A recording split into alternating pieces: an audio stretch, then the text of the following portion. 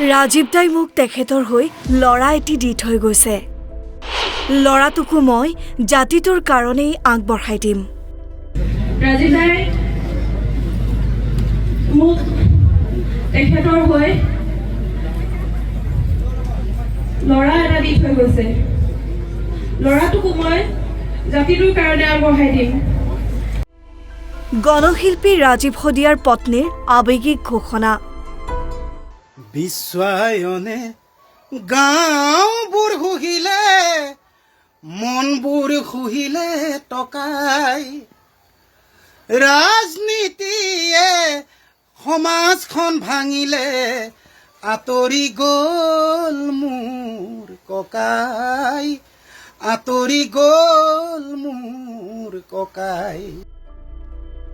জাতিৰ হকে গান গোৱা প্ৰাণৰ শিল্পীগৰাকী আজি নাই, কিন্তু জাতিক ভাল পোৱা প্ৰতিজন অসমীয়াৰ প্ৰাণত থাকি যাব গণশিল্পীগৰাকী।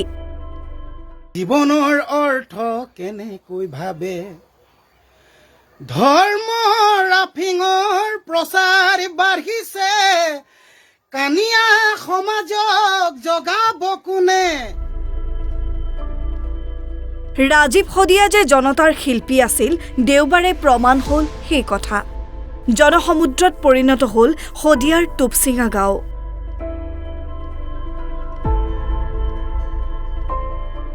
প্ৰয়াত শিল্পীগৰাকীৰ আদ্যশ্ৰাদ্ধলৈ ঢপলিয়াই আহিল সমগ্ৰ অসমৰ জনতা। বিশাল আয়োজনেৰে ৰাইজে আয়োজন কৰা আদ্যশ্ৰাদ্ধত জয় আই অসম ধ্বনিৰে উপস্থিত জনতাক সম্বোধন কৰি আৱেগিক হৈ পৰে ৰাজীৱ শদিয়াৰ পত্নী। অসমীয়া জাতিটো থকালৈকে ৰাজীৱ শদিয়া জীয়াই থাকিব।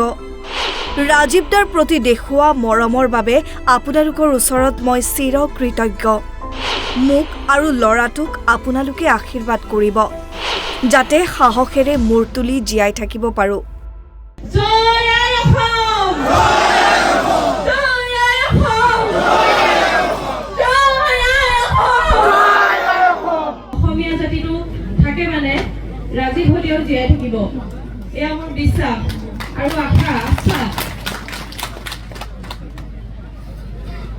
12 তাৰিখৰ পৰা 12 জানুৱাৰীৰ দিনাখনৰ পৰা আজি এই পৰ্যন্ত এই সময়লৈকে আমাক বিভিন্ন ধৰণেৰে বিভিন্নজনে সহায় সহযোগিতা আগবঢ়াই আহিছে। তেওঁলোকক মই ধন্যবাদ আৰু কৃতজ্ঞতা জ্ঞাপন কৰিছোঁ। অনাগত দিনতো আপোনালোকৰ সহায় সহযোগিতা আৰু আশীৰ্বাদ আমাৰ কাম্য। ৰাজীৱ দাই, মই তেখেতক ৰাজীৱ দা বুলিয়ে মাতিছিলোঁ, সম্বোধন কৰিছিলোঁ। ৰাজীৱ দাই মোক তেখেতৰ হৈ ল'ৰা এটা দি থৈ গৈছে। ল'ৰাটোকো মই জাতিটোৰ কাৰণে আগবঢ়াই দিম। আৰু এইখিনি কৰোঁতে আপোনালোকৰ সাহস আৰু অনুপ্ৰেৰণা, আপোনালোকৰ পৰামৰ্শৰ দৰকাৰ হ'ব। আপোনালোকে বিপদালি নকৰাকৈ মোৰ মানুহজনক ইমান মৰম কৰিছে, মোৰ অনুভৱ কেনেকুৱা মই ভাষাৰে বুজাব নোৱাৰোঁ। আমাৰ এই বিপদৰ সময়ত আপোনালোকৰ উপস্থিতিয়ে আমাক যে কিমান সাহসী কৰি তুলিছে, আমি ভাষাৰে বুজাব নোৱাৰোঁ। মই বাৰে বাৰে কৈছোঁ এই কাৰণটো। আৰু আমাৰ পৰিয়ালটোক আপোনালোকে আশীৰ্বাদ কৰিব, ল'ৰাটোকো আশীৰ্বাদ কৰিব। ময়ো যাতে সাহসেৰে মূৰ তুলি থিয় হৈ থাকিব পাৰোঁ, তাৰ বাবে আশীৰ্বাদ কৰিব। জনতাৰ শিল্পী ৰাজীৱ শদিয়া সদায় অমৰ হৈ ৰওক। জাতিৰ বাবে জীৱন উচৰ্গা কৰি যোৱা শিল্পীগৰাকীলৈ যাচিলোঁ গভীৰ শ্ৰদ্ধাঞ্জলি।